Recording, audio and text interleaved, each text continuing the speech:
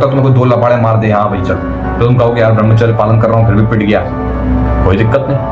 समझो कि तुम्हारे कहीं ना कहीं बुरे वो निकल रहा है, समय निकल रहा है तुम्हारा, पिट जा, तुम बस ब्रह्मचर्य पर फोकस करो। एक दिन तुम्हारे अंदर ऐसे बदलाव आएंगे, तुम्हें जो 2 तमाचे मार के गया ना, वो भी तुम्हें देख के सक पकाएगा कि यार ये बदलाव हो रहा है इसके अंदर, कुछ ना कुछ बदल गया यार, ये बहुत बदल गया है, इसमें ऐसी क्या बात हो गई, इसका शरीर कैसे बनने लगा, इतना स्ट्रांग कैसे होने लगा।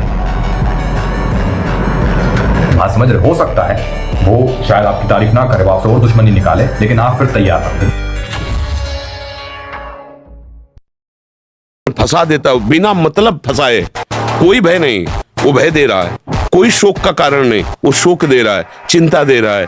किसी भी कार्य को करो इतना संशय पैदा कर रहा है, पता नहीं काम सफल होगा कि नहीं सफल होगा, कहीं ऐसा तो नहीं हो जाएगा, कहीं ऐसा तो, वो अशांत रखता है। और जब ब्रह्मचर्य, ऐसा कैसे हो सकता है?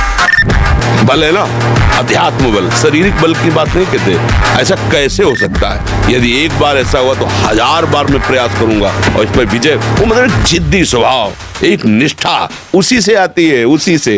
ये जो संत महात्मा बड़े बड़े कष्टों को रौंद करके वो मेन पावर है।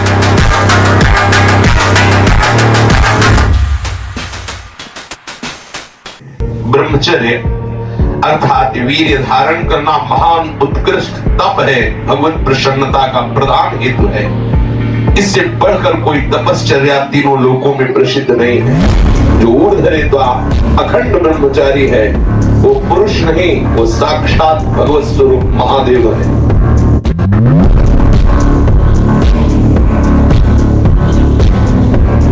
ब्रह्मचर्य ही महान सामर्थ्य, परम पुरुषार्थ, भगवत प्राप्ति का प्रबल साधन है। परम सुख का, परम शांति का, परम स्मृति का, महान धृति का ये प्रधान साधन ब्रह्मचर्य है। जो इस साधन से हीन है वो मृत है।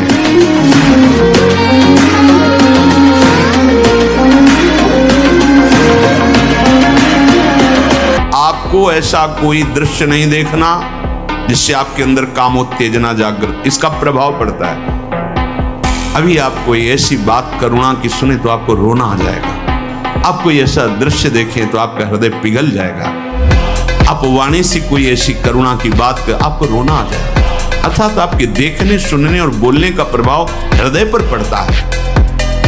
यदि आपका देखना, सुनना और बोलना गंदा है, गंदे का भाव आप समझ रहे होंगे, कामोत्तेजना बढ़ाना वाला है, बेकार की बातें केवल ब्रह्मचर्य की होंगी, तुम ब्रह्मचारी रह ही नहीं सकते। आप देखो गंदी बातें, सुनो गंदी बातें, बोलो गंदी बातें, और आप ब्रह्मचारी रह सको, सवाल ही नहीं उठता।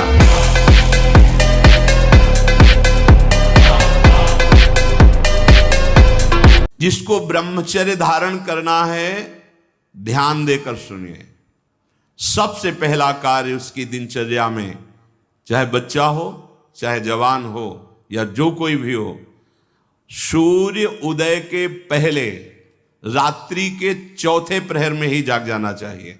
अपने तो अर्धरात्रि के बाद ही जाग जाते हैं। चौथे प्रहर में प्रातः 4 बजे बिल्कुल जग जाना चाहिए। और जो 8-10 बजे तक सोता है वो कोई भी हो, ब्रह्मचारी रह ही नहीं सकता, ब्रह्मचर्य रह ही नहीं सकता। वो स्वप्न दोष का शिकार होगा, वो नाना प्रकार की कुचेष्टाओं का शिकार होगा पक्का। क्योंकि बुद्धि को सत्य प्रकाश की तरफ प्रेरित करने वाले भगवान भुवन भास्कर हैं। वो पधार रहे हो, आप सो रहे हो सैया पे, आपकी आयु, श्री, कीर्ति, बल सब नष्ट होगा। ब्रह्मचर्य एक ऐसी अमोघ वस्तु है कि जो चिंतन मात्र से भी नष्ट हो सकती है। पांच भौतिक देह में कहीं भी देख लो, जैसे पित्त की थैली है और ऐसे कहीं वीर की थैली नहीं है। ब्रह्मचर्य जो वीर है उसकी कहीं थैली नहीं है। वो पूरे रक्त को वो मनोवाह नाड़ी मथानी की तरह चिंतन से, जब आपका कामोत्तेजित चिंतन हुआ तो मंथन कर देगी। अब मंथन कर दिया तो फिर लघु शंका में, स्वप्न दोष में किसी न किसी तरह वो निकल जाए। अखंड ब्रह्मचारी जी के लिए चिंतन भी रोकना है।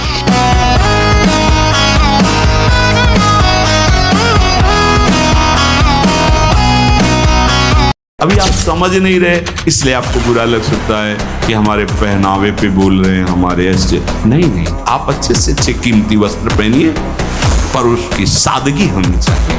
आप अच्छा पाइए, आप अपने उचित शरीर का श्रृंगार कीजिए।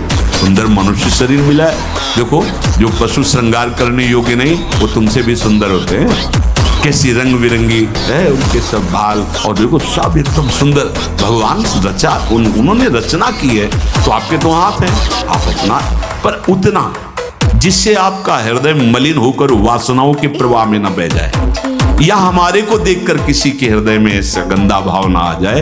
दोनों, अपने को बचाओ और दूसरों को भी।